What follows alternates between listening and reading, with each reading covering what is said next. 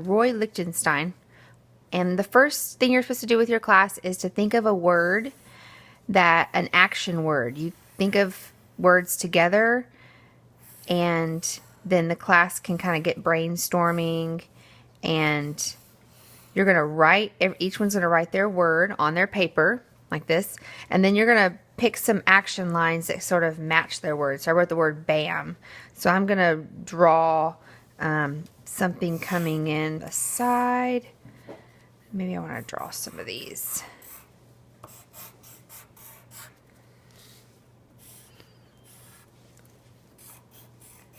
It's very graphic and uses lots of straight lines. And then I'm going to leave my pencil mark, and now it's time for me to add my Sharpie. Okay, so I started tracing with my Sharpie, but I want to add some thickness to these lines so that they really stand out. Roy Lichtenstein was really interested in comic art, and it was the first start of mass printing. And so what we're going to add next is going to be these dots. But so the printing dots, when they used to print things in color, they had these little dots, kind of like pointillism, and some of the artists of the time were really fascinated with just the industrial age, printing things and mass production and being able to make color with something besides just a paintbrush or a pencil. Now a machine could do it, and so that's where this style of art became really popular. So see, I'm making my lines thicker, and you're stylized with big, tall lines in any way that the student wants to do. I'm going to keep making this thick.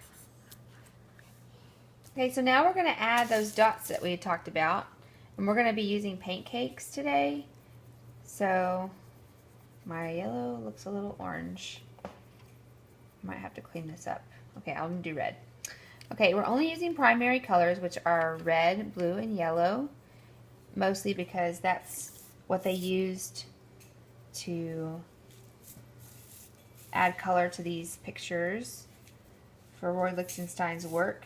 So, and if you've got younger kiddos, what you might want to do is kind of set up a place where you, or if there's a mom in the room that can help, to paint this for the kids, and then we're going to be using this like a stamp onto our paper. Thank you. Okay, so I'm going to add blue.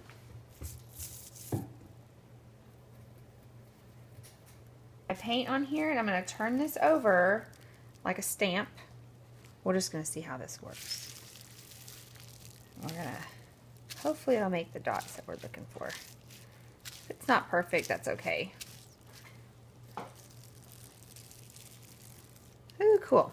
So there you go. And if you wanted to come back in and add a little bit more on the sides, they can do that later. I want to do this for the older kids. Lay down the bubble wrap and only put paint on the outside edge so that the word won't have any paint on it, but they'll have that border around the edge. Here's what that looks like. If you press down, you can add in and fill in the empty spaces here, but here's your option for either to put the bubble wrap with paint over the word or around the word. And that's our project for Roy Lichtenstein.